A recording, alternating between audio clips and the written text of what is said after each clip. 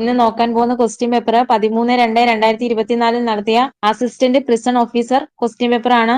Question paper code വരുന്നത് 22/2024. ഒന്നാമത്തെ question, ചുവടെ സൂചിപ്പിക്കുന്ന വ്യക്തിയെ തിരിച്ചറിയുക. ഒന്നാമത് പറഞ്ഞിരിക്കുന്നത് 1898 കൊടുങ്ങല്ലൂരിൽ ജനനം. രണ്ടാമത്തെ പ്രസ്താവന പറഞ്ഞിരിക്കുന്നത് ഇന്ത്യൻ നാഷണൽ കോൺഗ്രസിൽ സജീവ പങ്കാളിത്തം. മൂന്നാമത്തെ പ്രസ്താവന പറഞ്ഞിരിക്കുന്നത് പിൽക്കാലത്ത് സുഭാഷ് ചന്ദ്രബോസിന്റെ ഫോർവേഡ് ബ്ലോക്കിൽ ആകൃഷ്ടനായി. നാലാമത്തെ പ്രസ്താവന പറഞ്ഞിരിക്കുന്നത് അല്ലമീൻ ദിനപത്രത്തിന്റെ സ്ഥാപകനും എഡിറ്ററും. ഓപ്ഷൻ കൊടുത്തിരിക്കുന്ന option A Ali Musliyar, option B Pattom A Thanu Pillai, option C T K Madhavan, option D Muhammad Abdul Rahman Sahib.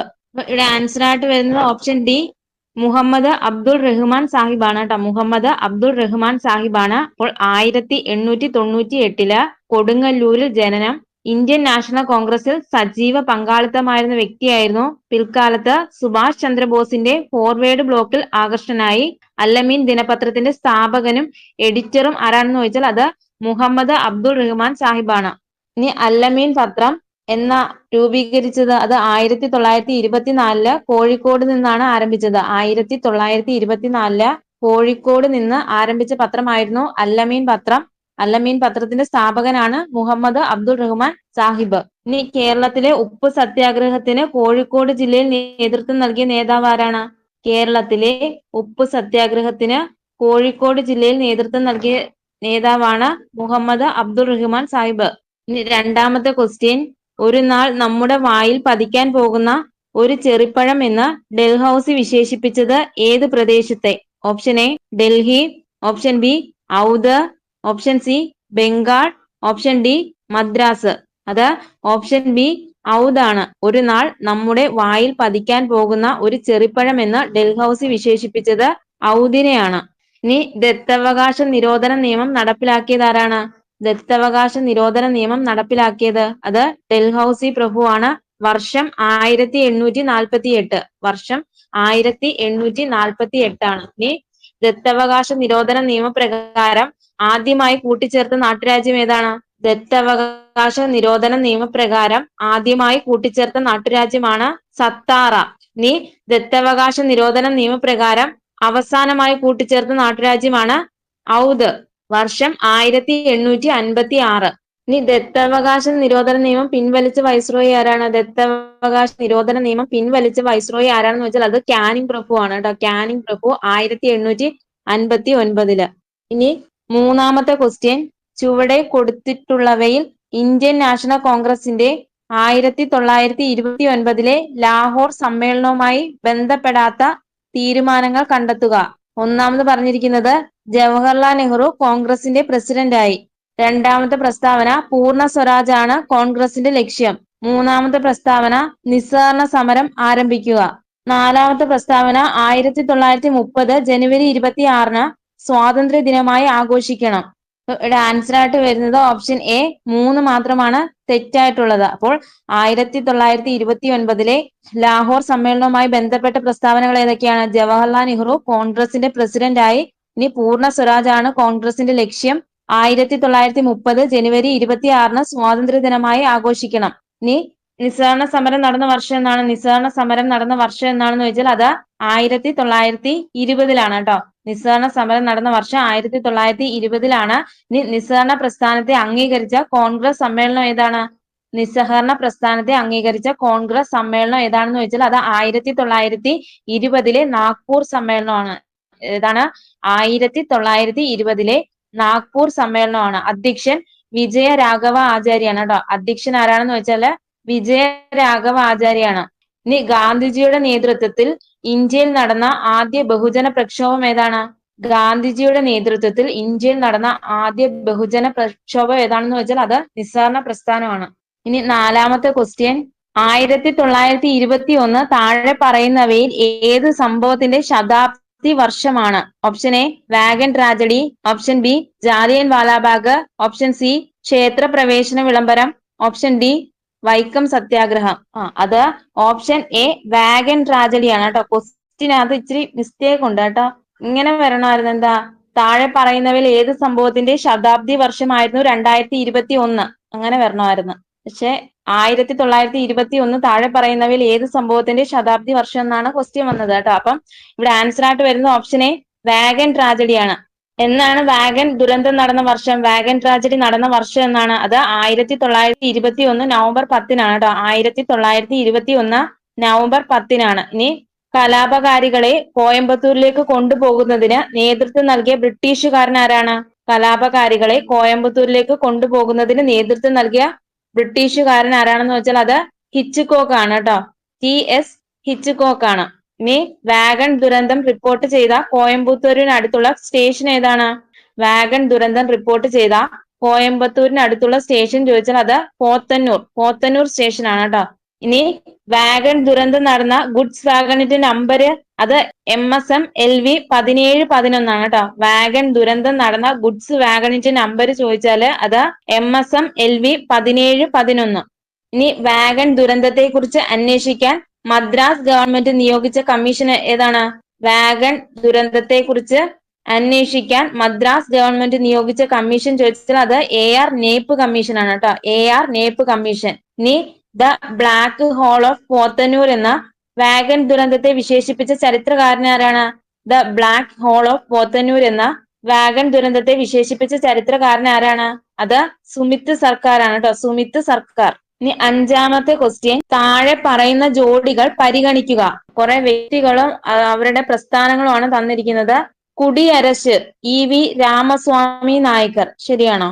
കുടിയരശ് EV Ramaswamy Naicker. ഇനി വിവേകവർദ്ധിനി വീരേശലിംഗം, ഗുലാംഗിരി ജ്യോതിറാവ് ഫുലെ, സംവാദ് കൗമുദി ശ്രീനാരായണ ഗുരു. ഇവയിൽ ശരിയായ ജോഡികൾ കണ്ടെത്താനാണ് ക്വസ്റ്റ്യൻ. അപ്പൊ ഇവിടെ ആൻസർ ആയിട്ട് വരുന്ന ഓപ്ഷൻ ബി ആണ്. 1, 2, 3 മാത്രമാണ് ശരിയായിട്ടുള്ളത്. കുടിയരശ് EV രാമസ്വാമി നായ്ക്കർ, വിവേകവർദ്ധിനി വീരേശലിംഗം, ഗുലാംഗിരി ജ്യോതിറാവ് ഫുലെ. ഇനി സംവാദ് കൗമുദി ആരുടെയാണെന്ന് വെച്ചാൽ അത് രാജാറാം മോഹൻ റോയുടെ ആണ് കേട്ടോ. സംവാദ് കൗമുദി രാജാറാം മോഹൻ റോയുടെയാണ്. ഇനി രാജാറാം മോഹൻ റോയ് ബംഗാളി ഭാഷയിൽ ആരംഭിച്ച പത്രം ഏതാണ്? രാജാറാം മോഹൻ റോയ് ബംഗാളി ഭാഷയിൽ ആരംഭിച്ച പത്രം ഏതാണെന്ന് ചോദിച്ചാൽ അതാണ് സംവാദ് കൗമുദി കേട്ടോ. ഇനി 6-ാമത്തെ ക്വസ്റ്റ്യൻ, താഴെ കൊടുത്തിട്ടുള്ളവയെ കാലഗണന അടിസ്ഥാനത്തിൽ ക്രമീകരിക്കുക. ഒന്നാമത് പറഞ്ഞിരിക്കുന്നത് ഫ്രഞ്ച് വിപ്ലവം, രണ്ടാമത് പറഞ്ഞിരിക്കുന്നത് ഇംഗ്ലണ്ടിലെ മഹത്തായ വിപ്ലവം, മൂന്നാമത് പറഞ്ഞിരിക്കുന്നത് റഷ്യൻ വിപ്ലവം, നാലാമത് പറഞ്ഞിരിക്കുന്നത് അമേരിക്കൻ സ്വാതന്ത്ര്യ സമരം. അപ്പോ ഫ്രഞ്ച് വിപ്ലവം നടന്ന വർഷം എന്നാണ്? ഫ്രഞ്ച് വിപ്ലവം നടന്ന വർഷം അത് 1789 ആണ് കേട്ടോ. ഫ്രഞ്ച് വിപ്ലവം നടന്ന വർഷമാണ് 1789. ഇനി ഇംഗ്ലണ്ടിലെ മഹത്തായ വിപ്ലവം നടന്ന വർഷം എന്നാണ്? അത് 1688-ലാണ്. 1688-ലാണ് ഇംഗ്ലണ്ടിലെ മഹത്തായ വിപ്ലവം. ഇനി റഷ്യൻ വിപ്ലവം നടന്ന വർഷം 1917-ലാണ് കേട്ടോ. റഷ്യൻ വിപ്ലവം നടന്ന വർഷം എന്നാണെന്ന് വെച്ചാൽ അത് 1917-ലാണ്. ഇനി അമേരിക്കൻ സ്വാതന്ത്ര്യ സമരം എന്നായിരുന്നു? അത് 1776 ജൂലൈ 4-നാണ്. അമേരിക്കൻ സ്വാതന്ത്ര്യ പ്രഖ്യാപനം നടന്ന തീയതി 1776 ജൂലൈ 4-നാണ്. അപ്പൊ ഇവിടെ ആൻസർ ആയിട്ട് വരുന്നത് ഓപ്ഷൻ സി ആണ് കേട്ടോ. ഓപ്ഷൻ സി ആണ്. ഇനി ലോകത്തിലെ സോഷ്യലിസം എന്ന ആശയം വ്യാപിക്കാൻ കാരണമായിട്ടുള്ള വിപ്ലവം ഏതാണ്? ലോകത്തില് സോഷ്യലിസം എന്ന ആശയം വ്യാപിക്കാൻ കാരണമായ വിപ്ലവം ചോദിച്ചാൽ അത് റഷ്യൻ വിപ്ലവം 1917-ആണ് കേട്ടോ. റഷ്യൻ വിപ്ലവം 1917-ആണ്. ഈ റഷ്യൻ വിപ്ലവത്തിന്റെ പ്രവാചകൻ എന്നറിയപ്പെടുന്ന ആരാണ്? റഷ്യൻ വിപ്ലവത്തിന്റെ പ്രവാചകൻ എന്നറിയപ്പെടുന്നത് അത് ലിയോ ടോൾസ്റ്റോയ് ആണ് കേട്ടോ. ലിയോ ടോൾസ്റ്റോയ് ആണ്. ഇനി ടെന്നീസ് കോർട്ട് പ്രതിജ്ഞ ഏത് വിപ്ലവവുമായി ബന്ധപ്പെട്ടിരിക്കുന്നു? ടെന്നീസ് കോർട്ട് പ്രതിജ്ഞ ഏത് വിപ്ലവവുമായി ബന്ധപ്പെട്ടിരിക്കുന്നു? അതാ ഫ്രഞ്ച് വിപ്ലവമാണ് കേട്ടോ. ഫ്രഞ്ച് വിപ്ലവം. എന്നാണ് ടെന്നീസ് കോർട്ട് പ്രതിജ്ഞ? അത് 1789 ജൂൺ 20-നാണ് കേട്ടോ. 1789 ജൂൺ 20-നാണ്. ഇനി ഫ്രഞ്ച് വിപ്ലവത്തിന്റെ പിതാവ് എന്നറിയപ്പെടുന്ന ആരാണ്? ഫ്രഞ്ച് വിപ്ലവത്തിന്റെ പിതാവ് എന്നറിയപ്പെടുന്നത് അത് വോൾട്ടയർ ആണ് കേട്ടോ. ഫ്രഞ്ച് വിപ്ലവത്തിന്റെ പിതാവ് എന്നറിയപ്പെടുന്നത് വോൾട്ടയർ. ഇനി ഫ്രഞ്ച് വിപ്ലവത്തിന്റെ പ്രവാചകൻ എന്നറിയപ്പെടുന്ന ആരാണ്? ഫ്രഞ്ച് വിപ്ലവത്തിന്റെ പ്രവാചകൻ എന്നറിയപ്പെടുന്നത് അത് റൂസോ ആണ് കേട്ടോ. റൂസോ. ഇനി ഫ്രഞ്ച് വിപ്ലവത്തിന്റെ ശിശു എന്നറിയപ്പെടുന്ന ആരാണ്? ഫ്രഞ്ച് വിപ്ലവത്തിന്റെ ശിശു എന്നറിയപ്പെടുന്നത് അത് നെപ്പോളിയൻ ആണ് കേട്ടോ. നെപ്പോളിയൻ. ഇനി ബോസ്റ്റൺ ടീ പാർട്ടി ഏത് വിപ്ലവവുമായി ബന്ധപ്പെട്ടിരിക്കുന്നു? ബോസ്റ്റൺ ടീ പാർട്ടി ഏത് വിപ്ലവവുമായിട്ട് ബന്ധപ്പെട്ടിരിക്കുന്നു? അത് അമേരിക്കൻ സ്വാതന്ത്ര്യ സമരവുമായി ബന്ധപ്പെട്ടതാണ് കേട്ടോ. അമേരിക്കൻ സ്വാതന്ത്ര്യ സമരവുമായി ബന്ധപ്പെട്ടതാണ്. ഇനി എന്ന വർഷം എന്നാണ്? അത് 1773 ഡിസംബർ 16-നാണ്. 1773 ഡിസംബർ 16-നാണ്. ഇനി മനുഷ്യ ചില മൗലിക അവകാശങ്ങളുണ്ട്, അതിനെ ഹനിക്കാൻ ഒരു ഗവൺമെന്റിന് പോലും അവകാശമില്ല എന്ന് പറഞ്ഞാണ് അത് ജോൺ ലോക്ക് ആണ് കേട്ടോ, ജോൺ ലോക്ക്.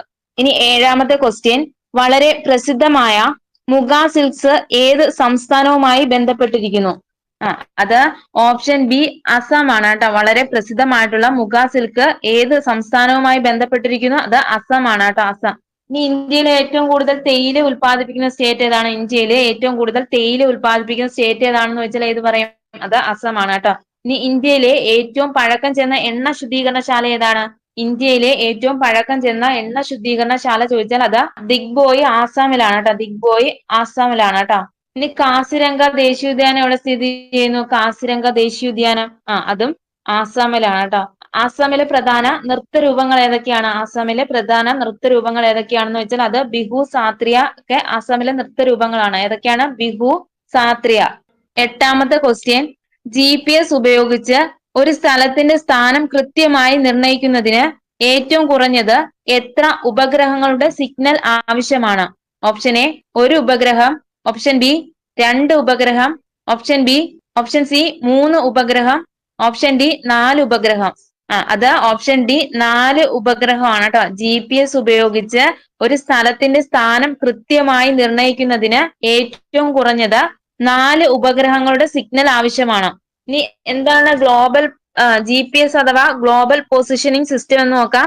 ഇനി ഭൗമോപരിതല വസ്തുക്കളുടെ അക്ഷാംശ, രേഖാംശ സ്ഥാനം, ഉയരം, സമയം എന്നിവ മനസ്സിലാക്കാൻ സഹായിക്കുന്ന സംവിധാനത്തെയാണ് GPS അഥവാ ഗ്ലോബൽ പൊസിഷനിങ് സിസ്റ്റം എന്നറിയപ്പെടുന്നത് കേട്ടോ. ഭൗമോപരിതല വസ്തുക്കളുടെ അക്ഷാംശ, രേഖാംശ സ്ഥാനം, ഉയരം, സമയം എന്നിവ മനസ്സിലാക്കാൻ സഹായിക്കുന്ന സംവിധാനമാണ് ഗ്ലോബൽ പൊസിഷനിങ് സിസ്റ്റം എന്നറിയപ്പെടുന്നത്. ഇനി ഗതിനിർണയ സംവിധാനമായ ഗ്ലോബൽ പൊസിഷനിങ് സിസ്റ്റം അഥവാ GPS ഏത് രാജ്യത്തിന്റെ സംഭാവനയാണ്? അത് അമേരിക്കയുടെയാണ് കേട്ടോ, അമേരിക്കയുടെ സംഭാവനയാണ് GPS അഥവാ ഗ്ലോബൽ പൊസിഷനിങ് സിസ്റ്റം എന്ന് പറയുന്നത് കേട്ടോ. ഇനി എന്തിനു വേണ്ടിയാണ് അമേരിക്കൻ ഐക്യനാടുകൾ GPS സംവിധാനം ആരംഭിച്ചത്? അത് സൈനിക ആവശ്യങ്ങൾക്ക് വേണ്ടിയിട്ടാണ് കേട്ടോ, സൈനിക ആവശ്യങ്ങൾക്ക് വേണ്ടിയിട്ടാണ് അമേരിക്കൻ ഐക്യനാടുകൾ GPS സംവിധാനം ആരംഭിച്ചത്. അത് 1980-ലാണ് പൊതുജനങ്ങൾക്ക് ലഭ്യമായി തുടങ്ങിയത്. GPS സംവിധാനം പൊതുജനങ്ങൾക്ക് ലഭ്യമായി തുടങ്ങിയ വർഷം ചോദിച്ചാൽ അത് 1980-ലാണ് കേട്ടോ, 1980. ഇനി GPS-ന് പകരമായി ഇന്ത്യ സ്വന്തമായി വികസിപ്പിച്ച ഉപഗ്രഹ അധിഷ്ഠിത ഗതി നിർണയ സംവിധാനം ഏതാണ്? GPS-ന് സമാനമായി ഇന്ത്യ സ്വന്തമായി വികസിപ്പിച്ച ഉപഗ്രഹ അധിഷ്ഠിത ഗതി നിർണയ സംവിധാനം ചോദിച്ചാൽ അത് IRNSS ആണ് കേട്ടോ, IRNSS അഥവാ Indian regional navigation satellite system. ഏതാണ്? Indian regional navigation satellite system, IRNSS. 9ാമത്തെ ക്വസ്റ്റ്യൻ, ഒഡീഷയിലെ കൊരാപുട്ട് ജില്ലയിൽ നിന്നുത്ഭവിക്കുന്ന ടെൽ നദി ഏത് നദിയുടെ പോഷക നദിയാണ്? Option A Mahanadi, option B Luni, option C Godavari, option D Kaveri. അത് ഓപ്ഷൻ എ മഹാനദിയാണ് കേട്ടോ, മഹാനദി. ഒഡീഷയിലെ കൊരാപുട്ട് ജില്ലയിൽ നിന്ന് ഉത്ഭവിക്കുന്ന ടെൽ നദി ഏത് നദിയുടെ പോഷക നദിയാണ്? അത് മഹാനദിയുടെ പോഷക നദിയാണ്.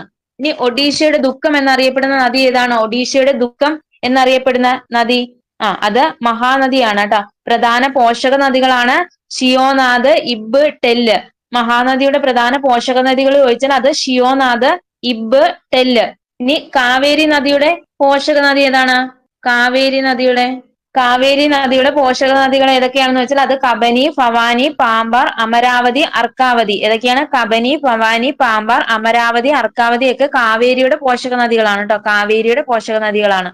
ഇനി ഏറ്റവും നീളം കൂടിയ ഉപദ്വീപീയ നദി ഏതാണ്? ഏറ്റവും നീളം കൂടിയ ഉപദ്വീപീയ നദി ചോദിച്ചാൽ ഏത് പറയും? അത് ഗോദാവരിയാണ്. ഗോദാവരിയുടെ പ്രധാന പോഷക നദികൾ ഏതൊക്കെയാണ്? പൂർണ, ഇന്ദ്രാവതി, മഞ്ജീര, ശബരി, പ്രാൺഹിത, പെൻഗംഗ. ഇതൊക്കെ എന്താണ്? ഗോദാവരിയുടെ പോഷക നദികളാണ്. ഏതൊക്കെയാണ്? ഏറ്റവും നീളം കൂടിയ ഉപദ്വീപീയ നദി ചോദിച്ചാൽ അത് ഗോദാവരിയാണ്. ഗോദാവരിയുടെ പോഷക നദികളാണ് പൂർണ, ഇന്ദ്രാവതി, മഞ്ജീര, ശബരി, പ്രാൺഹിത, പെൻഗംഗ. ഇനി ഇന്ത്യയിലെ ഏറ്റവും വലിയ കരബന്ധിത നദി, ഇന്ത്യയിലെ ഏറ്റവും വലിയ കരബന്ധിത നദി അഥവാ ലാൻഡ് ലോക്ക്ഡ് റിവർ എന്നറിയപ്പെടുന്ന ഏതാണ്? അത് ലൂണിയാണ് കേട്ടോ, ലൂണി. ഇന്ത്യയിലെ ഏറ്റവും വലിയ കരബന്ധിത നദി എന്നറിയപ്പെടുന്നത് ലൂണിയാണ് കേട്ടോ. ഇനി താർ മരുഭൂമിയിലൂടെ ഒഴുകുന്ന നദി ചോദിച്ചാൽ അത് ലൂണിയാണ് കേട്ടോ, ലൂണി. ഇനി ലൂണി നദി ഉത്ഭവ സ്ഥാനത്ത് അറിയപ്പെടുന്ന പേരാണ് സാഗർമതി എന്നറിയപ്പെടുന്നത് കേട്ടോ. ലൂണി നദി ഉത്ഭവ സ്ഥാനത്ത് അറിയപ്പെടുന്ന പേര് ഏതാണെന്ന് വെച്ചാൽ അത് സാഗർമതിയാണ് കേട്ടോ. ഇനി ലൂണി നദി ഉത്ഭവിക്കുന്നത് രാജസ്ഥാനിലെ ആരവല്ലി കുന്നുകളിൽ നിന്നാണ് കേട്ടോ. ലൂണി നദിയുടെ ഉത്ഭവം ചോദിച്ചാൽ അത് രാജസ്ഥാനിലെ ആരവല്ലി കുന്നുകളിൽ നിന്നാണ്. ഇനി 10ാമത്തെ ക്വസ്റ്റ്യൻ, ചുവടെ കൊടുത്തിരിക്കുന്നവയിൽ റാബി വിളയായി മാത്രം കൃഷി ചെയ്യുന്നത് ഏത്? ഓപ്ഷൻ എ ചോളം, കടല. ഓപ്ഷൻ ബി ഗോതമ്പ്, ജോവർ. ഓപ്ഷൻ സി നെല്ല്, പരുത്തി. ഓപ്ഷൻ ഡി ബാർലി, പയറുവർഗം. അത് ഓപ്ഷൻ ഡി ബാർലി, പയറുവർഗമാണ് കേട്ടോ. ഏതൊക്കെയാണ് റാബി വിളയായി മാത്രം കൃഷി ചെയ്യുന്നത്? ബാർലി, പയറുവർഗം. ഇനി പ്രധാന റാബി വിളകൾ ഏതൊക്കെയാണ്? ഗോതമ്പ്, പയർ, കടുക് വർഗ്ഗങ്ങൾ, ബാർലി ഇവയൊക്കെ എന്താണ് പ്രധാന റാബി വിളകളാണ് കേട്ടോ. ഏതൊക്കെയാണ്? ഗോതമ്പ്, പയറ്, കടുക് വർഗ്ഗങ്ങള്, ബാർലി ഇവയൊക്കെ എന്താണ്? അത് റാബി വിളകളാണ്. ഇനി നെല്ല്, പരുത്തി, ചോളം ഇതൊക്കെ എന്താണ്? നെല്ല്, പരുത്തി, ചോളം ഇവയൊക്കെ പ്രധാന ഖാരിഫ് വിളകളാണ് കേട്ടോ. നെല്ല്, പരുത്തി, ചോളം ഇവയൊക്കെ പ്രധാന ഖാരിഫ് വിളകളാണ്. ഇനി പഴം, പച്ചക്കറികളൊക്കെ ഏതാണ്? പഴം, പച്ചക്കറികളൊക്കെ അത് സൈദ് വിളകളാണ് കേട്ടോ, സൈദ് വിളകളാണ്. ഇനി 11ാമത്തെ ക്വസ്റ്റ്യൻ, ഇന്ത്യയിൽ മൺസൂൺ മഴ ആദ്യം ലഭിക്കുന്ന പ്രദേശം ഏത്? ഓപ്ഷൻ എ ഹിമാലയം. ഓപ്ഷൻ ബി പശ്ചിമഘട്ടം. ഓപ്ഷൻ സി മേഘാലയ പീഠഭൂമി. ഓപ്ഷൻ ഡി പൂർവ്വഘട്ടം. അത് ഓപ്ഷൻ ബി പശ്ചിമഘട്ടമാണ് കേട്ടോ. ഇന്ത്യയിൽ മൺസൂൺ മഴ ആദ്യം ലഭിക്കുന്ന പ്രദേശം ഏതാണ്? അത് പശ്ചിമഘട്ടമാണ്. ഇനി 12ാമത്തെ ക്വസ്റ്റ്യൻ, തിപായ് മുഖ് ഡാം ഏത് രാജ്യങ്ങൾ തമ്മിലുള്ള തർക്കത്തിന് കാരണമാണ്? Option A India, Bangladesh. Option B India, Nepal. Option C India, China. Option D India, Bhutan. അത് ഓപ്ഷൻ എ ഇന്ത്യ, ബംഗ്ലാദേശ് ആണ് കേട്ടോ. തിപായ് മുഖ് ഡാം ഏത് രാജ്യങ്ങൾ തമ്മിലുള്ള തർക്കത്തിന് കാരണമാണ്? അത് ഇന്ത്യ, ബംഗ്ലാദേശ് ആണ് കേട്ടോ. ഇന്ത്യ, ബംഗ്ലാദേശ്. 13ാമത്തെ ക്വസ്റ്റ്യൻ, റിസർവ് ബാങ്ക് ഓഫ് ഇന്ത്യയുടെ ഇപ്പോഴത്തെ ഗവർണർ ആരാണ്? അപ്പൊ ഇവിടുത്തെ answer option A Shaktikanta Das ആണ്. അപ്പം നിലവിലെ റിസർവ് ബാങ്ക് ഓഫ് ഇന്ത്യയുടെ ഗവർണർ അത് സഞ്ജയ് മൽഹോത്രയാണ് കേട്ടോ. സഞ്ജയ് മൽഹോത്രയാണ്. ഇനി എത്രാമത്തെ RBI ഗവർണറാണ്? അത് 26ാമത്തെയാണ് കേട്ടോ. 26ാമത്തെ റിസർവ് ബാങ്ക് ഗവർണറാണ് സഞ്ജയ് മൽഹോത്ര. ഇനി 14ാമത്തെ ക്വസ്റ്റ്യൻ, താഴെ പറയുന്നവയിൽ നബാർഡുമായി ബന്ധപ്പെട്ട ശരിയായ പ്രസ്താവന ഏതാണ്? 1ാമത്തെ പ്രസ്താവന, ബി ശിവരാമൻ കമ്മിറ്റിയുടെ ശുപാർശ പ്രകാരമാണ് നബാർഡ് രൂപീകൃതമായത്. 2ാമത്തെ പ്രസ്താവന, കൃഷിക്കും ഗ്രാമവികസനത്തിനുമായുള്ള ഭാരതത്തിലെ ദേശീയ ബാങ്കാണ് നബാർഡ്. ഇനി 3ാമത്തെ പ്രസ്താവന, നബാർഡിന്റെ ആസ്ഥാനം മുംബൈ ആണ്. നബാർഡ് എന്ന് പറയുന്നത് എന്താണ്? എന്നാണ് രൂപീകൃതമായത്?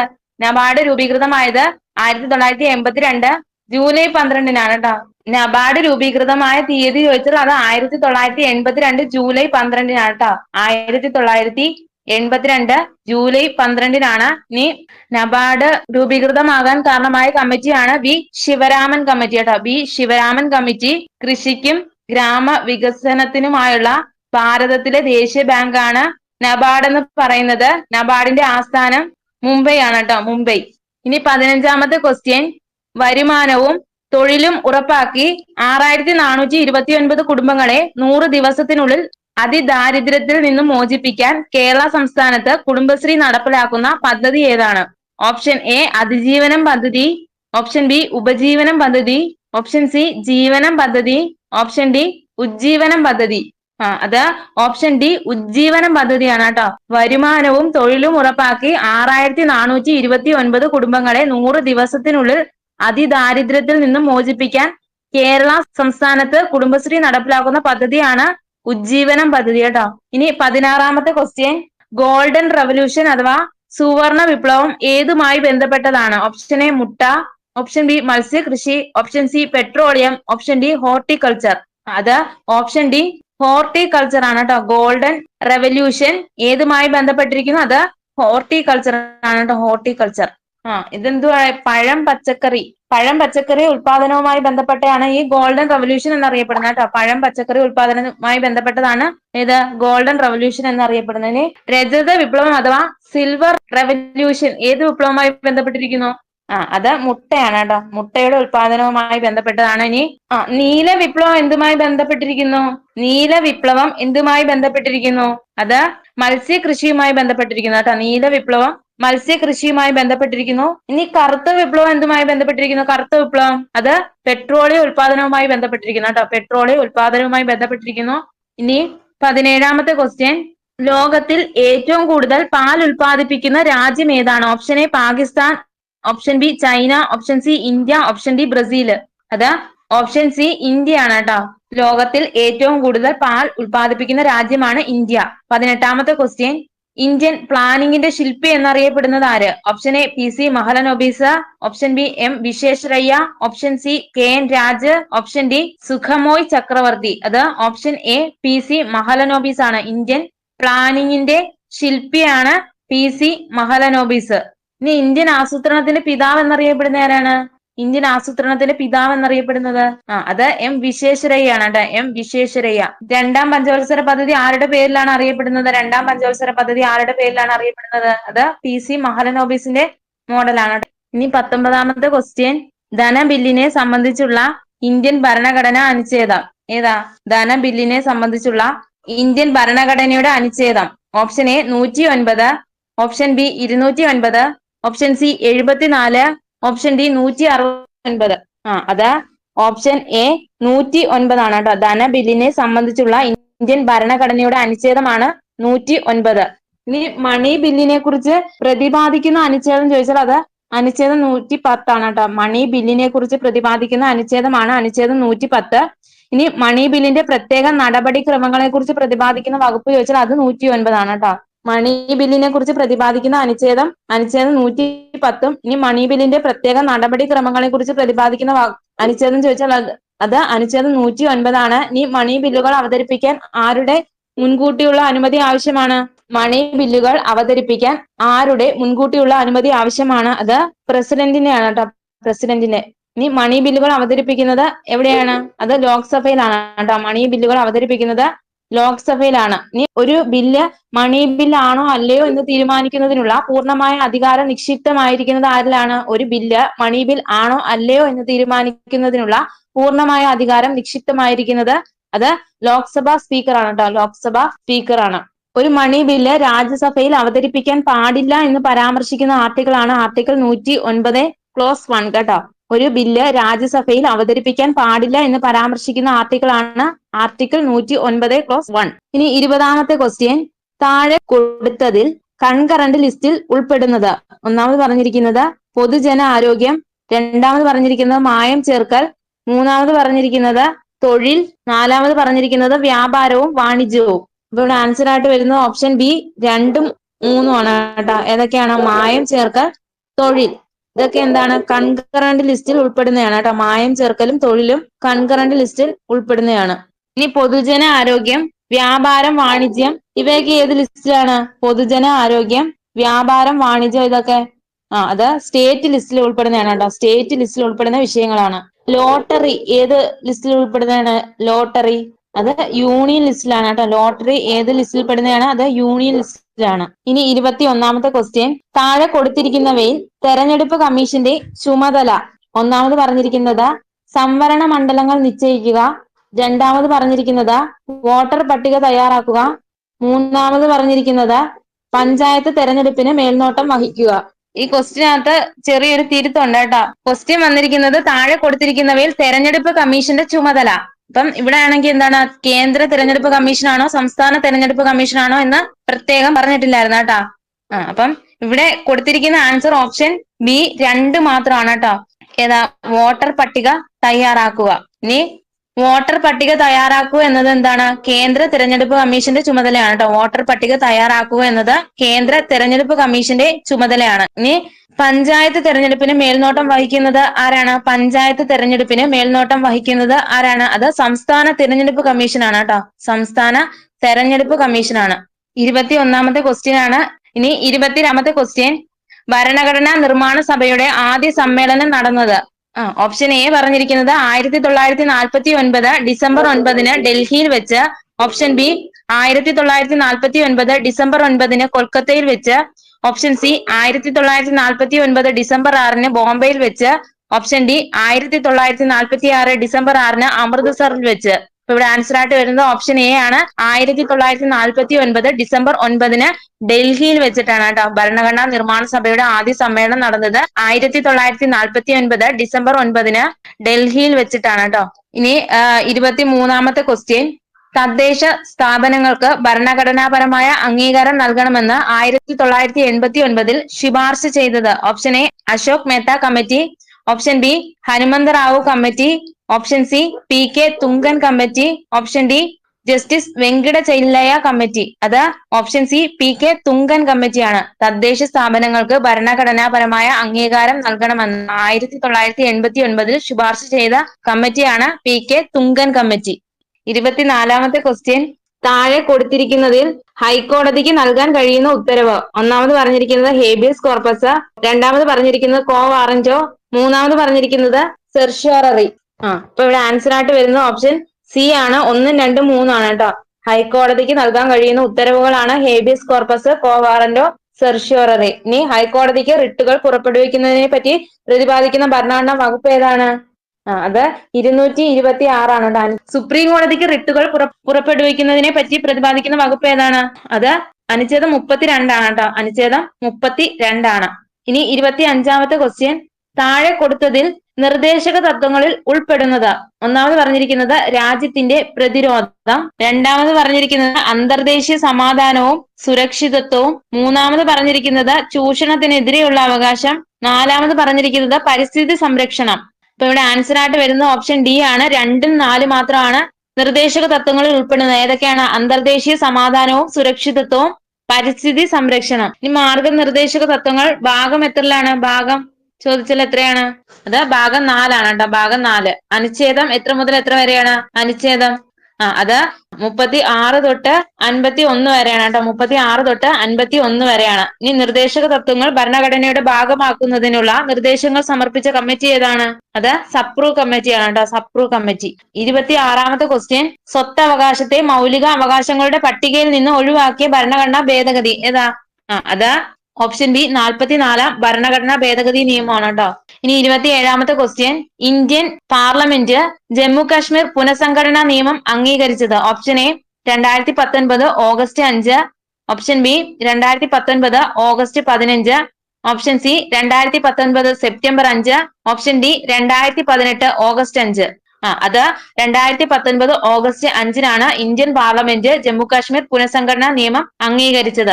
ജമ്മു കാശ്മീർ പുനഃസംഘടനാ ബില്ല് രാജ്യസഭ പാസാക്കിയത് 2019 ഓഗസ്റ്റ് 5-നും ഇനി ജമ്മു കാശ്മീർ പുനഃസംഘടനാ ബില്ല് ലോക്സഭ പാസാക്കിയ വർഷം ചോദിച്ചാൽ അത് 2019 ഓഗസ്റ്റ് 6-നാണ് കേട്ടോ. ഓഗസ്റ്റ് 6-നും ഇനി ജമ്മു കാശ്മീർ പുനഃസംഘടനാ ബില്ലില് രാഷ്ട്രപതി ഒപ്പുവെച്ചത് എന്താണെന്ന് വെച്ചാൽ അത് 2019 ഓഗസ്റ്റ് 9-നാണ് കേട്ടോ. ഓഗസ്റ്റ് 9-നാണ്. ഇനി 28-ാമത്തെ ക്വസ്റ്റ്യൻ. കേരളത്തിൽ 14-ാം പഞ്ചവത്സര പദ്ധതി കാലം. Option A 2019 to 2024, option B 2022 to 2027, option C 2023 to 2028, option D 2024 to 2029. ഇവിടെ ആൻസർ ആയിട്ട് വരുന്നത് ഓപ്ഷൻ ബി 2022 ടു 2027 ആണ് കേട്ടോ. കേരളത്തിലെ 14-ാം പഞ്ചവത്സര പദ്ധതി കാലം ചോദിച്ചാല് അത് 2022 ടു 2027 ആണ്.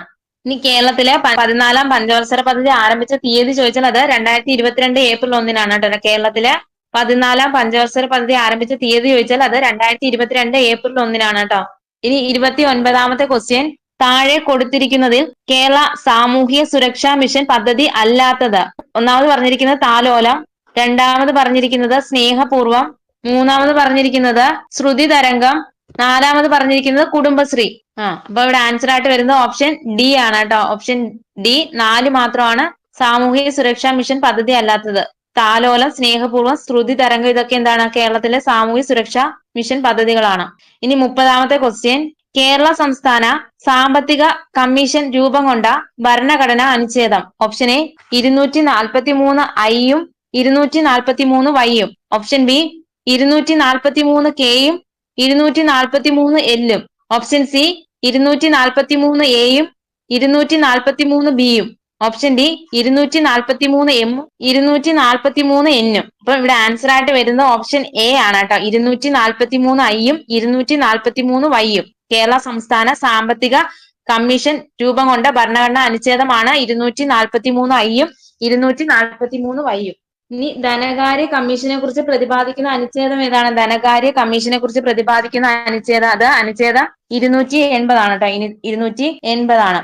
ഇനി ധനകാര്യ കമ്മീഷൻ രൂപീകരിക്കുന്ന ആരാണെന്ന് ചോദിച്ചാൽ അത് ഇന്ത്യൻ പ്രസിഡന്റ് ആണ് കേട്ടോ. ധനകാര്യ കമ്മീഷൻ രൂപീകരിക്കുന്നത് ഇന്ത്യൻ പ്രസിഡന്റ് ആണ്. ഇനി ധനകാര്യ കമ്മീഷൻ ഏത് വിഭാഗത്തിൽ ഉൾപ്പെടുന്ന ഭരണഘടനാ സ്ഥാപനമാണെന്ന് ചോദിച്ചാൽ അത് അർദ്ധ നീതിന്യായ സംവിധാനം അഥവാ ക്വാസി ജുഡീഷ്യൽ ബോഡിയാണ് കേട്ടോ. ധനകാര്യ കമ്മീഷൻ ഏത് വിഭാഗത്തിൽ ഉൾപ്പെടുന്ന ഭരണഘടനാ സ്ഥാപനമാണെന്ന് ചോദിച്ചാൽ അത് അർദ്ധ നീതിന്യായ സംവിധാനം അഥവാ ക്വാസി ജുഡീഷ്യൽ ബോഡിയാണ്. ഇനി ധനകാര്യ കമ്മീഷനിലെ അംഗങ്ങളുടെ എണ്ണം എത്രയാണ്? ധനകാര്യ കമ്മീഷനിലെ അംഗങ്ങളുടെ എണ്ണം ചോദിച്ചാൽ അത് 5 ആണ് കേട്ടോ. 5 അംഗങ്ങളാണ്. ഒരു ചെയർമാനും 4 അംഗങ്ങളും. ഒരു ചെയർമാനും 4 അംഗങ്ങളും, അങ്ങനെ 5 അംഗങ്ങളാണ്. ഇനി ധനകാര്യ കമ്മീഷൻ ചെയർമാനെ അംഗങ്ങളെ നിയമിക്കുന്നത് ആരാണ്? ധനകാര്യ കമ്മീഷൻ ചെയർമാനെ അംഗങ്ങളെ നിയമിക്കുന്നത് ആരാണ്? ഇന്ത്യൻ പ്രസിഡന്റ് ആണ്. ഇന്ത്യൻ പ്രസിഡന്റ് ആണ് കേട്ടോ. ഇനി ധനകാര്യ കമ്മീഷന്റെ ചെയർമാന്റെയും അംഗങ്ങളുടെയും യോഗ്യത തീരുമാനിക്കാൻ ഭരണഘടന അധികാരപ്പെടുത്തിയിരിക്കുന്നത് ആരിലാണെന്ന് ചോദിച്ചാൽ അത് പാർലമെന്റിലാണ് കേട്ടോ. ധനകാര്യ കമ്മീഷന്റെ ചെയർമാന്റെയും അംഗങ്ങളുടെയും യോഗ്യത തീരുമാനിക്കാൻ ഭരണഘടന അധികാരപ്പെടുത്തിയിരിക്കുന്നത് അത് പാർലമെന്റിനാണ് കേട്ടോ. അപ്പം സംസ്ഥാന ധനകാര്യ കമ്മീഷനെ കുറിച്ച് പ്രതിപാദിക്കുന്ന ഭരണഘടനാ അനുച്ഛേദമാണ് 243 ഐയും 243 വൈയും. ഇനി സംസ്ഥാന ധനകാര്യ കമ്മീഷൻ ശുപാർശകളും റിപ്പോർട്ടും സംസ്ഥാന നിയമനിർമ്മാണ സഭയിൽ സമർപ്പിക്കുന്നത് ആരാണ്? സംസ്ഥാന ധനകാര്യ കമ്മീഷൻ ശുപാർശകളും റിപ്പോർട്ടുകളും സംസ്ഥാന നിയമനിർമ്മാണ സഭയിൽ സമർപ്പിക്കുന്നത് അത് ഗവർണറാണ് കേട്ടോ. ഇനി കേരള സംസ്ഥാന ധനകാര്യ കമ്മീഷൻ റിപ്പോർട്ട് സമർപ്പിക്കുന്നത് ഗവർണർക്കാണ്. കേരള സംസ്ഥാന ധനകാര്യ കമ്മീഷൻ റിപ്പോർട്ട് സമർപ്പിക്കുന്നത് ഗവർണർക്കാണ് കേട്ടോ. ഇനി സംസ്ഥാനത്തെ പ്രാദേശിക ഗവൺമെന്റുകളുടെ ധനസ്ഥിതി വിലയിരുത്തുന്നത് ആരാണ്? സംസ്ഥാന ധനകാര്യ കമ്മീഷനാണ്. എന്താണ്? സംസ്ഥാനത്തെ പ്രാദേശിക ഗവൺമെന്റുകളുടെ ധനസ്ഥിതി വിലയിരുത്തുന്നത് ആരാണെന്ന് ചോദിച്ചാൽ അത് സംസ്ഥാന ധനകാര്യ കമ്മീഷനാണ്. 31ാമത്തെ ക്വസ്റ്റ്യൻ, 2023 ഏപ്രിൽ 1 മുതൽ ദേശീയ ഗ്രാമീണ തൊഴിലുറപ്പ് പദ്ധതിയിൽ കേരളത്തിലെ തൊഴിലാളികൾക്ക് ഒരു ദിവസത്തെ കൂലിയിൽ ഉണ്ടായ വർധനവ്. Option A 22, option B 32, option C 25, option D 35. അത് ഓപ്ഷൻ എ 22 രൂപയാണ് കേട്ടോ. 2023 ഏപ്രിൽ 1 മുതൽ ദേശീയ ഗ്രാമീണ തൊഴിലുറപ്പ് പദ്ധതിയിൽ കേരളത്തിലെ തൊഴിലാളികൾക്ക് ഒരു ദിവസത്തെ കൂലിയിൽ ഉണ്ടായ വർധനവ് ചോദിച്ചാൽ അത് 22 രൂപയാണ് കേട്ടോ. 22 രൂപയുടെ വർധനവാണ് ഉണ്ടായത് കേട്ടോ. ഇനി ഇപ്പോഴത്തെ വേതനം എത്രയാണ്? അത് 369 രൂപയാണ് കേട്ടോ. 369 രൂപയാണ്. 2024 മാർച്ചില് കേന്ദ്ര സർക്കാർ പുറത്തിറക്കിയ വിജ്ഞാപന പ്രകാരം ദേശീയ ഗ്രാമീണ തൊഴിലുറപ്പ് പദ്ധതിയുടെ കേരളത്തിലെ തൊഴിലാളികളുടെ ദിവസവേതനം ചോദിച്ചാൽ അത് 346 ആണ് കേട്ടോ. 2024 മാർച്ചിലെ കണക്ക് പ്രകാരം 346 രൂപയായിരുന്നു. 2025 എത്രയായി? 369. അപ്പം 23 രൂപയുടെ വർധനവ്. ഇനി 32ാമത്തെ ക്വസ്റ്റ്യൻ, പട്ടിക 1 ആരോഗ്യക്ഷേമ പ്രവർത്തനങ്ങൾ, പട്ടിക 2 ഗുണഭോക്താക്കൾ എന്നിവയുമായി പൊരുത്തപ്പെടുന്ന ശരിയായ ഉത്തരം താഴെ നൽകിയിരിക്കുന്ന കോഡുകളിൽ നിന്ന് തിരഞ്ഞെടുക്കുക. മന്ദഹാസം പദ്ധതി എന്തിനു വേണ്ടിയിട്ടായിരുന്നു മന്ദഹാസം പദ്ധതി? മന്ദഹാസം പദ്ധതി BPL വിഭാഗത്തിലെ മുതിർന്ന പൗരന്മാർ. ഇനി സമന്വയ പരിപാടി ആർക്ക് വേണ്ടിയിട്ടാണ്? സമന്വയ പരിപാടി അത് ട്രാൻസ്ജെൻഡേഴ്സിനാണ് കേട്ടോ. സമന്വയ പരിപാടി ട്രാൻസ്ജെൻഡേഴ്സിന് വേണ്ടിയിട്ടാണ്. ഇനി അഭയകിരണം പദ്ധതി എന്തിനാണ്? അഭയകിരണം പദ്ധതി ആർക്ക് വേണ്ടിയിട്ടുള്ളതാണ്? അത് നിരാലംബരായ വിധവകൾ കേട്ടോ. നിരാലംബരായ വിധവകൾക്ക് വേണ്ടിയിട്ടുള്ളതായിരുന്നു അഭയകിരണം പദ്ധതി. ഇനി നിരാമയ ആരോഗ്യ ഇൻഷുറൻസ് സ്കീം ചോദിച്ചാൽ അത് ഭിന്നശേഷി ഉള്ളവർക്കാണ് കേട്ടോ. നിരാമയ ആരോഗ്യ ഇൻഷുറൻസ് സ്കീമാണ് ഭിന്നശേഷി ഉള്ളവർക്ക് വേണ്ടിയിട്ടാണ് കേട്ടോ. ഭിന്നശേഷി ഉള്ളവർക്ക് വേണ്ടിയിട്ടാണ്. ഇവിടെ ആൻസർ ആയിട്ട് വരുന്നത് ഓപ്ഷൻ എ ആണ്. 33ാമത്തെ ക്വസ്റ്റ്യൻ, അടുത്തിടെ ലോകാരോഗ്യ സംഘടന R21 മാട്രിക്സ് M വാക്സിൻ ഏത് രോഗത്തെ പ്രതിരോധിക്കാനാണ് മുൻകൂർ യോഗ്യതയോടുകൂടി അംഗീകരിച്ചത്? ഓപ്ഷൻ എ 5ാം പനി, option B monkey pox, option C meningitis, option D malaria. അത് ഓപ്ഷൻ ഡി മലേറിയ ആണ് കേട്ടോ. മലേറിയ. ഇനി മലേറിയ പരത്തുന്ന രോഗാണു ഏതാണ്? അത് മലേറിയ പരത്തുന്ന രോഗാണു ചോദിച്ചാൽ അത് പ്രോട്ടോസോവ, പ്ലാസ്മോഡിയം. ഇനി മലേറിയ പരത്തുന്ന കൊതുക് ചോദിച്ചാല് അതേതാണ്? മലേറിയ പരത്തുന്ന കൊതുക് ചോദിച്ചാല് അത് അനോഫിലസ് പെൺകൊതുകുകളാണ് കേട്ടോ. അനോഫിലസ് പെൺകൊതുകുകളാണ്. ഇനി 34ാമത്തെ ക്വസ്റ്റ്യൻ, താഴെ നൽകിയിരിക്കുന്ന അവകാശവാദവും കാരണവും ശ്രദ്ധാപൂർവം വായിച്ച് ശരിയായ ഓപ്ഷൻ കണ്ടെത്തുക. അവകാശവാദം, ഹൃദയമിടിപ്പ് നിലയ്ക്കുമ്പോൾ അത് ഹൃദയ സ്തംഭനം എന്നറിയപ്പെടുന്നു. ഇനി രണ്ടാമത് പറഞ്ഞിരിക്കുന്നത് കാരണം പറഞ്ഞിരിക്കുന്നത് ഹൃദയസ്തംഭനം മൂലം ഹൃദയാഘാതം സംഭവിക്കുന്നു. അപ്പൊ ഇവിടെ ആൻസർ ആയിട്ട് വരുന്നത് ഓപ്ഷൻ സി ആണ്. വാദം ശരിയാണ്, കാരണം തെറ്റാണ് കേട്ടോ. വാദം ശരിയാണ്, കാരണം എന്താണ്? ഹൃദയമിടിപ്പ് നിലയ്ക്കുമ്പോൾ അത് ഹൃദയസ്തംഭനം എന്നറിയപ്പെടുന്നു കേട്ടോ. ഇനി ഹൃദയപേശികളിലേക്ക് ആവശ്യത്തിന് രക്തം, വെള്ളം എന്നിവ എത്താതിരിക്കുന്നത് മൂലം ഹൃദയപേശികൾ നശിക്കുന്ന അവസ്ഥയാണ് ഹൃദയാഘാതം അഥവാ ഹാർട്ട് അറ്റാക്ക് എന്നറിയപ്പെടുന്നത് കേട്ടോ. ഹൃദയപേശികളിലേക്ക് ആവശ്യത്തിന് രക്തം, വെള്ളം എന്നിവ എത്താതിരിക്കുന്നത് മൂലം ഹൃദയപേശികൾ നശിക്കുന്ന അവസ്ഥയാണ് ഹൃദയാഘാതം. ഇനി ഹൃദയപേശികളില് രക്തമെത്തിക്കുന്ന കൊറോണറി ധമനികളിൽ തടസ്സമുണ്ടാകുന്നതിനാലാണ് ഹൃദയാഘാതം സംഭവിക്കുന്നത് കേട്ടോ. എന്താണ്? ഹൃദയപേശികളിൽ രക്തമെത്തിക്കുന്ന കൊറോണറി ധമനികളിൽ തടസ്സമുണ്ടാകുന്നതിനാലാണ് ഹൃദയാഘാതം സംഭവിക്കുന്നത്. ഇനി 35-ാമത്തെ ക്വസ്റ്റ്യൻ, താഴെ പറയുന്ന പ്രസ്താവനകളിൽ ബെറിബെറിയെ സംബന്ധിച്ച ശരിയായ ഓപ്ഷൻ ഏതെന്ന് തിരഞ്ഞെടുക്കുക. ഒന്നാമത് പറഞ്ഞിരിക്കുന്നത് വിറ്റാമിൻ B2 അഭാവം മൂലം ഉണ്ടാകുന്ന രോഗം. രണ്ടാമത് പറഞ്ഞിരിക്കുന്നത് തയാമിന്റെ അഭാവം മൂലം ഉണ്ടാകുന്ന രോഗം.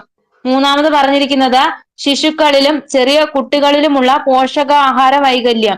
നാലാമത് പറഞ്ഞിരിക്കുന്നത് ഈ രോഗം കൂടുതലുള്ള രാജ്യങ്ങളിൽ പ്രധാന ഭക്ഷണമായി മിനുക്കിയ അരി ഉൾപ്പെടുന്നതായി കണ്ടുവരുന്നു. ഇനി 5-ാമത്തെ പ്രസ്താവന, ന്യൂറൈറ്റിസ്, പക്ഷാഘാതം, പേശിവേദന, മാനസിക തകർച്ച, ഹൃദയസ്തംഭനം എന്നിവയാണ് ലക്ഷണങ്ങൾ. അപ്പൊ ഇവിടെ ആൻസർ ആയിട്ട് വരുന്നത് ഓപ്ഷൻ എ ആണ്. 2, 4, 5 മാത്രമാണ് ശരിയായിട്ടുള്ളത്. ഏതൊക്കെയാണ്? തയാമിന്റെ അഭാവം മൂലം ഉണ്ടാകുന്ന രോഗമാണ് ഏത്? ബെറിബെറി എന്ന് പറയുന്നത്. ഇനി ഏത് വൈറ്റമിന്റെ അഭാവം മൂലമാണ്? ഏത് വൈറ്റമിന്റെ അഭാവം മൂലം ഉണ്ടാകുന്ന? അത് വൈറ്റമിൻ B1 അഭാവം മൂലം ഉണ്ടാകുന്ന രോഗമാണ്. ഇനി എന്താണ്? ഈ രോഗം കൂടുതലുള്ള രാജ്യങ്ങളിലെ പ്രധാന ഭക്ഷണമായി മിനുക്കിയ അരി ഉൾപ്പെടുത്തുന്നതായി കണ്ടുവരുന്നത് കേട്ടോ. ന്യൂറൈറ്റിസ്, പക്ഷാഘാതം, പേശിവേദന, മാനസിക തകർച്ച, ഹൃദയസ്തംഭനം എന്നിവയാണ് ലക്ഷണങ്ങൾ. ഇനി 36-ാമത്തെ ക്വസ്റ്റ്യൻ, 2023 ഐക്യരാഷ്ട്രസഭയുടെ കാലാവസ്ഥാ വ്യതിയാന സമ്മേളനം അഥവാ COP28 നടന്നത് എവിടെ വെച്ചാണ്? Option A Saudi Arabia, option B Qatar, option C UAE, option D Oman. അത് ഓപ്ഷൻ സി UAE ആണ് കേട്ടോ.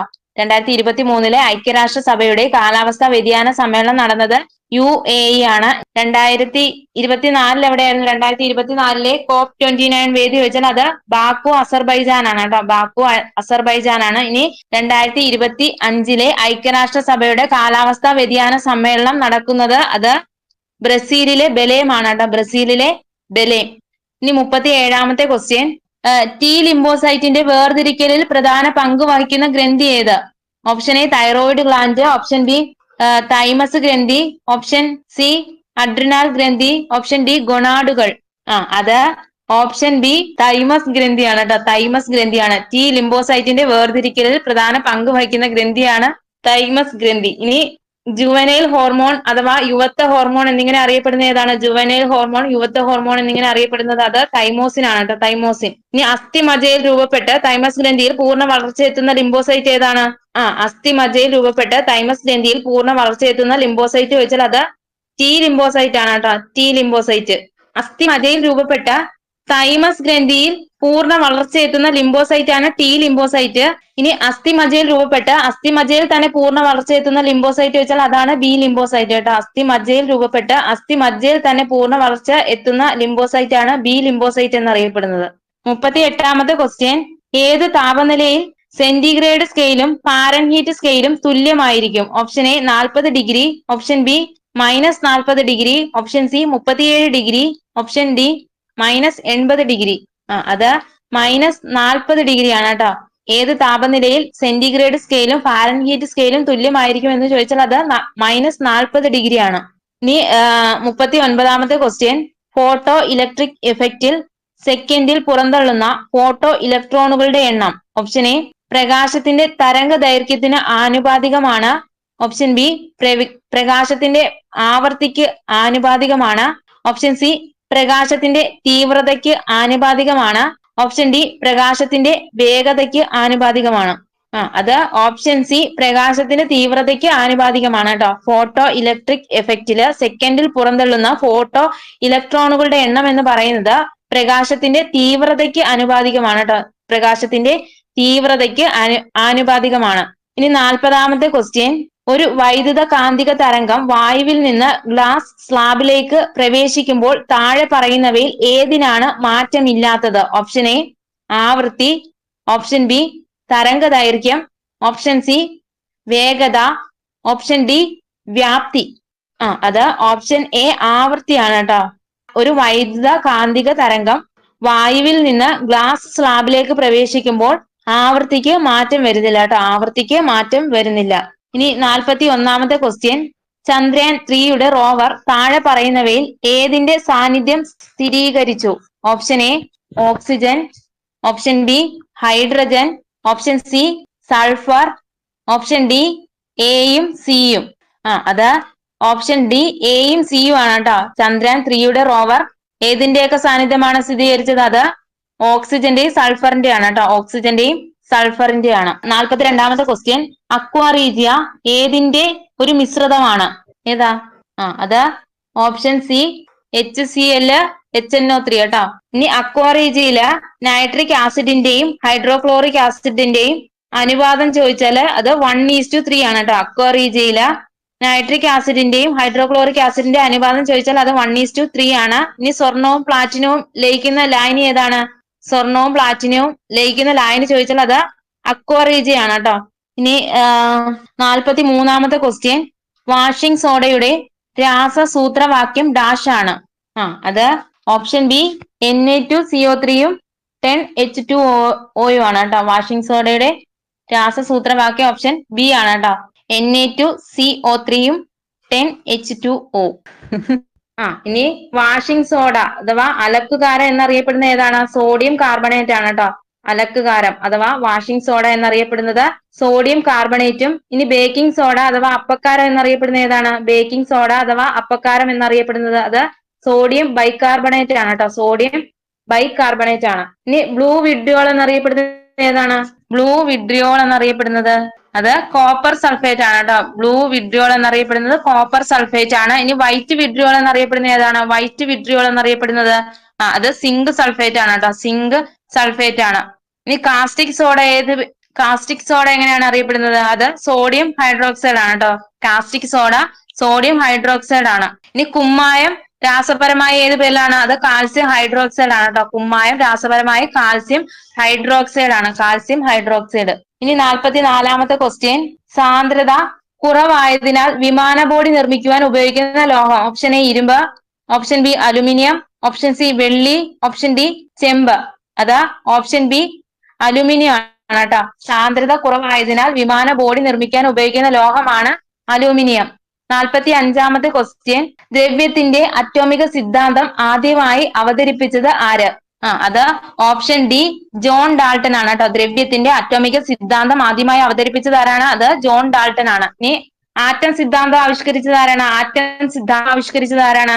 അത് ജോൺ ഡാൾട്ടൺ ആണ്. ഇനി സൗരയുധ മാതൃകയിലുള്ള ആറ്റം മോഡൽ തയ്യാറാക്കിയ ശാസ്ത്രജ്ഞൻ ആരാണ്? സൗരയുധ മാതൃകയിലുള്ള ആറ്റം മോഡൽ തയ്യാറാക്കിയ ശാസ്ത്രജ്ഞൻ ചോദിച്ചാൽ അത് ഏണസ്റ്റ് റുദർഫോർഡ് ആണ് കേട്ടോ. ഏണസ്റ്റ് റുദർഫോർഡ് ആണ്. ഇനി ആറ്റത്തിന്റെ പ്ലം പുഡിംഗ് മോഡൽ ആവിഷ്കരിച്ച ആരാണ്? ആറ്റത്തിന്റെ പ്ലം പുഡിംഗ് മോഡൽ ആവിഷ്കരിച്ച ആരാണെന്ന് ചോദിച്ചാൽ അത് ജെ തോംസൺ ആണ് കേട്ടോ.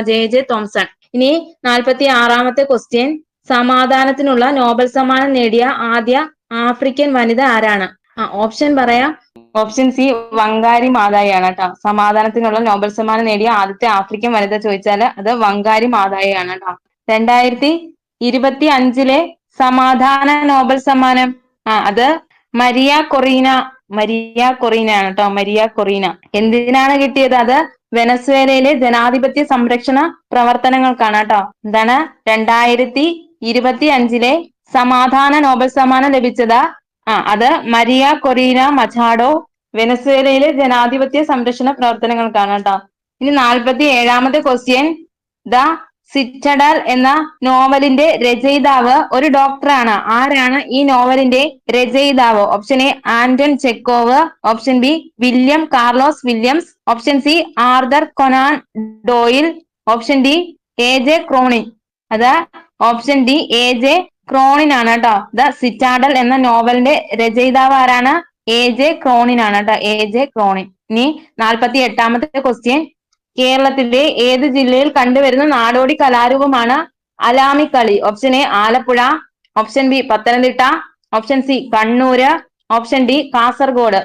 അത് ഓപ്ഷൻ ഡി കാസർഗോഡ് ആണ് കേട്ടോ. കേരളത്തിലെ അലാമിക്കളി എന്ന നാടോടി കലാരൂപം ഏത് ജില്ലയിലാണെന്ന് വെച്ചാൽ അത് കാസർഗോഡ് ജില്ലയിലാണ് കേട്ടോ. അലാമിക്കളി എന്ന നാടോടി കലാരൂപം കാസർഗോഡാണ്. ഇനി വേലകളി എന്ന കലാരൂപം ഏത് ജില്ലയിലാണ്? വേലകളി എന്ന കലാരൂപം അത് ആലപ്പുഴയാണ് കേട്ടോ. വേലകളി എന്ന കലാരൂപം ആലപ്പുഴയാണ് കേട്ടോ. ഇനി പടയണി നൃത്തരൂപം ഏത് ജില്ലയിലാണ്? പടയണി നൃത്തരൂപം അത് പത്തനംതിട്ടയാണ് കേട്ടോ. പത്തനംതിട്ട. ഇനി അർജുന നൃത്തം ഏത് ജില്ലയിലാണ്? അർജുന നൃത്തം അത് കോട്ടയമാണ് കേട്ടോ. കോട്ടയം. ഇനി 49ാമത്തെ ക്വസ്റ്റ്യൻ സൂക്ഷിച്ചു നോക്കൂ. കവിതയല്ലാതെ എന്തുണ്ട് ഭൂമിയിൽ? എല്ലാറ്റിലും കവിത ദർശിച്ച ഈ മഹാകവി ആരാണ്? Option A Kumaranasan, option B P Kunhiraman Nair, option C Vallathol Narayana Menon, option D Ulloor S Parameswaran Iyer. അത് ഓപ്ഷൻ ബി പി കുഞ്ഞിരാമൻ നായരാണ് കേട്ടോ. പി കുഞ്ഞിരാമൻ നായരാണ് കേട്ടോ. 50ാമത്തെ ക്വസ്റ്റ്യൻ 2023 പുറത്തിറങ്ങിയ ദ കവനന്റ് ഓഫ് വാട്ടർ എന്ന നോവൽ എഴുതിയത് ആരാണ്?